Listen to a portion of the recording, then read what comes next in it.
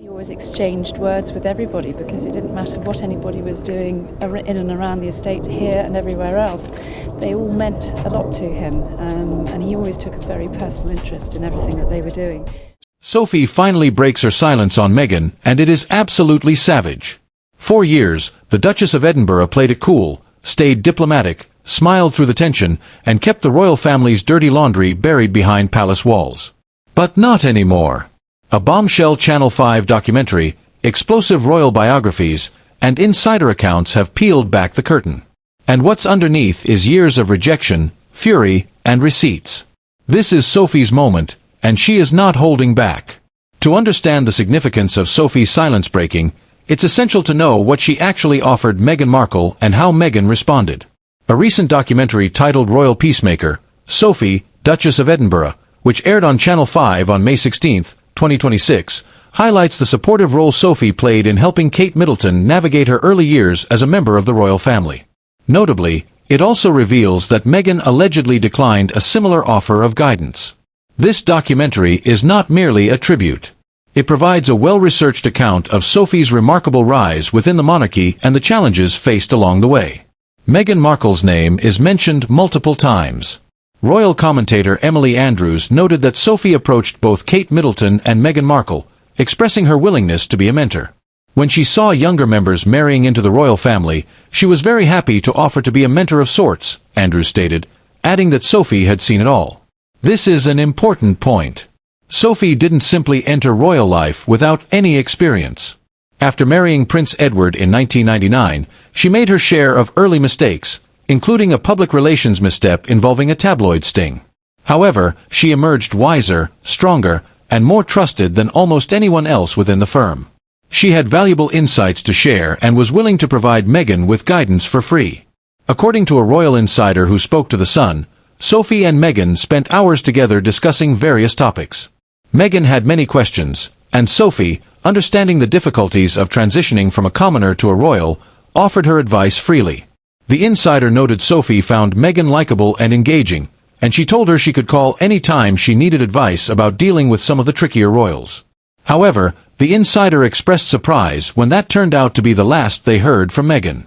After spending hours coaching Meghan, Sophie was essentially ghosted. Despite the deep conversation and the connection they shared, Meghan did not follow up. The insider also mentioned that it would have been nice to receive a return invitation to Frogmore Cottage where Meghan was living with Harry, but none came. No phone call, no text, nothing. The documentary emphasizes a critical contrast. Sophie offered support early on, but not every new royal did. This contrast between Kate accepting Sophie's support while Meghan did not would ultimately define much of what followed. The documentary Royal Peacemaker focuses on Sophie's transition from her 1999 marriage to Prince Edward to assuming a more prominent role within the monarchy.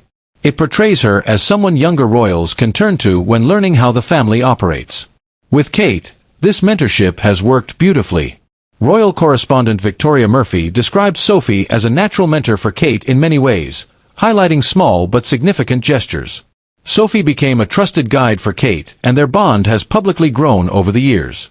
Imagine what that looks like. In practice. Sophie and Kate walking side by side at state events. Sophie placing a steadying hand on Kate's back during challenging royal moments, and the two of them building a friendship that has become one of the most quietly powerful alliances inside Buckingham Palace. Kate listened, learned, and has by most accounts become one of the most effective working royals the monarchy has seen in a generation. This could be termed the Sophie effect. The documentary places particular emphasis on Sophie's relationship with Catherine, now the Princess of Wales, describing her as a shoulder to lean on as Catherine adjusted to her new role. Then the documentary shifts its focus to Meghan, and the tone noticeably changes. Emily Andrews mentioned that Sophie met Meghan a couple of times and told her anything she could do, anything she could help with, to let her know. Andrews also added that Sophie was surprised she was never invited back to Frogmore Cottage where Harry and Meghan were living at the time.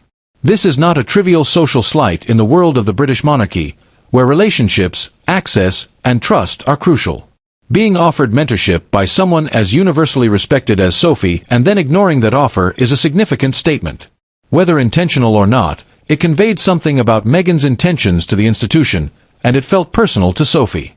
Former press secretary Elsa Anderson described the bond between Sophie and the late Queen, saying the late Queen saw Sophie as a safe pair of hands, that she could always be relied upon, and that Sophie was a true confidant for the Queen, which is quite rare in the royal world. Therefore, this wasn't just any royal offering help. It was from the Queen's most trusted confidant, the woman King Charles reportedly considers his secret weapon, and she was ignored. Now we come to one of the most talked about moments in this entire saga, a moment in which Sophie herself participated, clearly indicating the firm stance. After Harry and Meghan's interview with Oprah Winfrey dropped like a nuclear bomb in March 2021, Meghan and Harry sat down with Oprah and made some of the most explosive allegations ever leveled against the British royal family. Claims of racism, being denied mental health support, isolation, and cruelty. It was an interview that shook the monarchy to its core and dominated global news for weeks. Shortly after, Sophie and Prince Edward gave their own interview. When they were asked about the Sussexes' explosive interview, Prince Edward responded with, "Oprah, who?" And Sophie laughed, saying, "What interview?" Their exchange consisted of just 8 words that sent a clear message to the world. We are not engaging with this, we are not taking it seriously, and we are going to feign ignorance of one of the most famous women on the planet to make a point. And it was received as intended. The message resonated with royal watchers, the press, and importantly Omid Scobie, who made it a centerpiece of his controversial royal exposé, Endgame. Just 2 years later, in Endgame, Scobie referred to Sophie and Edward's interview, writing that the comments about the world's most successful black woman and one of the biggest faces in entertainment made them seem stuffy or tired at best and casually bigoted at worst. He continued that what may seem like a trivial episode by itself, Sophie's Oprah gaffe, is yet another page to add to the history of recent screw-ups. Regardless of what you think about Scobie and his sympathies in the Sussex saga, his core observation is genuinely revealing. The remark "Oprah, who is not an accidental joke." It is a calculated display of indifference intended for a specific audience, namely the tabloids, palace loyalists, and the British establishment who wanted reassurance that those in power were dismissing the Sussexes' allegations. Sophie, the most diplomatic woman in the royal family, knew exactly what she was doing. Yet she chose to proceed anyway. This tells you everything about how she truly felt about Meghan by 2021, 3 years after the ghosting, 2 years after the Megxit announcement, and months following the start of Harry and Meghan's Netflix series, which had begun to reshape public perception. If the Oprah who moment was Sophie drawing a line in the sand, then Endgame was Omid Scobie stomping all over it. According to royal insiders, Sophie's reaction to this was far from gentle. When Omid Scobie's book Endgame was released, one senior royal member was reportedly very unhappy about remaining silent. Sources told The Sun that Sophie, the Duchess of Edinburgh, was furious with the allegations made by Scobie in the book. Furious, not disappointed or mildly annoyed, but furious. It's easy to understand why. Sophie had spent years rebuilding her reputation after facing tabloid difficulties in the early 2000s. She had become one of the most trusted and respected working royals, following closely behind Charles and William. Elevated to the title of Duchess of Edinburgh, one of the most prestigious in the monarchy, she suddenly found herself portrayed as casually bigoted in a book by someone with documented ties to Harry and Meghan.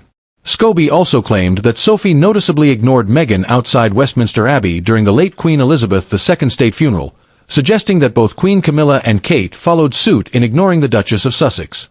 This accusation, if true, carries enormous weight. The Queen's funeral in September 2022 was arguably one of the most watched royal events of the decade. Every frame of footage was analyzed and every interaction scrutinized. For Scobie to assert in a published book that Sophie deliberately cold-shouldered Meghan during a moment of national mourning is a serious allegation. Sophie's team denied these claims, insisting that the Oprah who moment was meant as a joke. However, rather than issuing a tearful statement, calling a press conference, or giving a tearful interview to clarify herself, Sophie took a different approach. She kept working. She became even more visible, taking on additional engagements, causes, and diplomatic missions. She allowed her record to speak louder than any defense ever could. According to insiders, this was precisely her strategy. Every time Sophie shows up and does her job quietly and effectively, without a Netflix deal or a memoir, it implicitly contrasts with the couple who allegedly inspired Scobie's book. Sophie and Edward have become the Duke and Duchess of Edinburgh, a title change that is more than just a title change. This title was likely intended for Prince Harry and Meghan, but they stepped back from royal duties.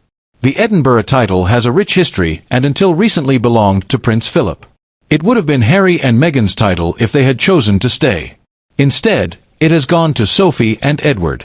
Reports say that Sophie is relieved she no longer has to curtsy to Meghan Markle. One friend commented that Sophie is glad to avoid showing respect to someone who has left royal duties and criticized the royal family. The word relieved indicates that curtsying to Meghan caused Sophie discomfort. The new title removes that obligation forever. Sophie is not shy about how significant this moment is. She became the Duchess in 2023 as part of her husband's birthday celebrations and mentioned it felt important because of its connection to the late Queen. When asked about increasing royal duties to fill the space left by Harry and Meghan, Sophie pointedly asked, "What did people think we were doing beforehand?" This shows that she and Edward have been quietly doing the necessary work for the royal family for years, even when no one noticed. We have reached the present moment with the documentary Royal Peacemaker, released in May 2026, which brings years of context into a powerful view of the situation. This documentary is remarkable not just for what Sophie says, but for what it reveals about her and its implications for others. The documentary highlights how Sophie, Duchess of Edinburgh, supported Kate Middleton during her early days as a member of the royal family. The title Royal Peacemaker carries weight. In a monarchy facing public disputes over allegations, memoirs, and lawsuits, Sophie is celebrated for holding things together. It contrasts with those who chose to leave or speak out. The Channel 5 program follows Sophie's rise as a trusted guide for Kate Middleton, noting that Meghan Markle did not accept Sophie's help. This framing, viewed by millions, marks the conclusion of a long conversation. Sophie offered support. Meghan chose a different path, leading to a life in California with brand deals and a departure from the institution. In contrast, Sophie gained recognition and a reputation as a stabilizing force in the royal family. This story is echoed in Sean Smith's 2025 biography Sophie, Saving the Royal Family, which emphasizes that Sophie has become crucial to the monarchy because others have left. There is a significant detail worth noting. Shortly after Meghan Markle appeared in Geneva, Sophie spoke at the World Health Assembly as the global ambassador for the International Agency for the Prevention of Blindness. She addressed urgent issues about avoidable sight loss to health ministers and diplomats. This moment highlighted two different paths. One woman left to do good on her own terms while the other stayed and worked for a global cause. Sophie didn't speak out during press conferences. Instead, she did it through a documentary, a promotion, brief comments, and her actions. Sophie, Duchess of Edinburgh, has long been underestimated. She was never the flashiest royal or the one who made headlines with scandals. Now she holds the Edinburgh title, has King Charles's trust, is friends with Kate, holds a global role, and has a documentary celebrating her as the one who kept the family united while others departed.